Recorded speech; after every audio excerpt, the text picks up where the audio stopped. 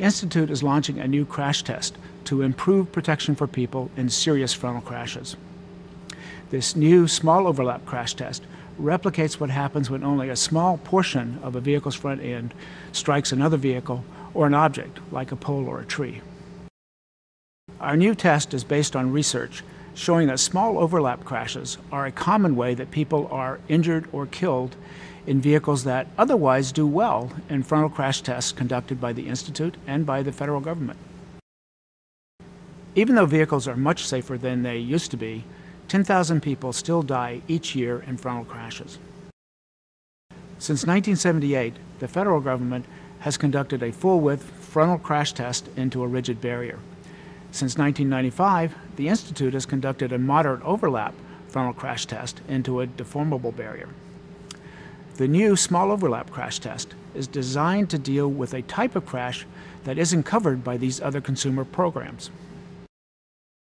The key crash-absorbing structure in vehicles is located here in the middle of the front end.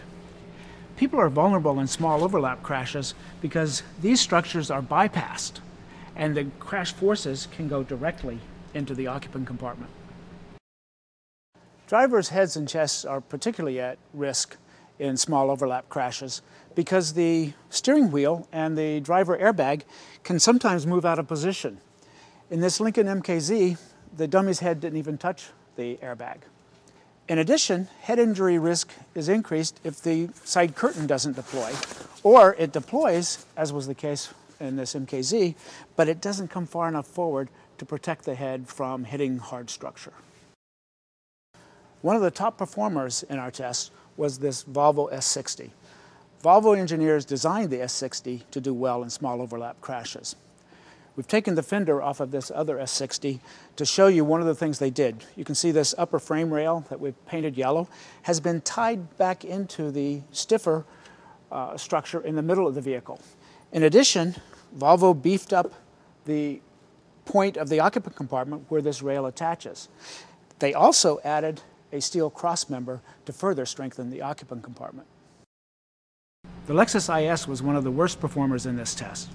The front pillar pushed in toward the driver, the front wheel pushed into the occupant compartment, and the footwell collapsed, trapping the dummy's feet.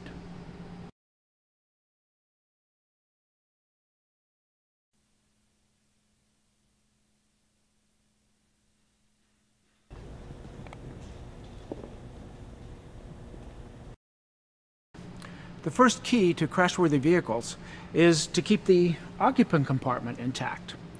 If you pack a fragile item in a strong box, it's more likely to arrive at its destination without breaking.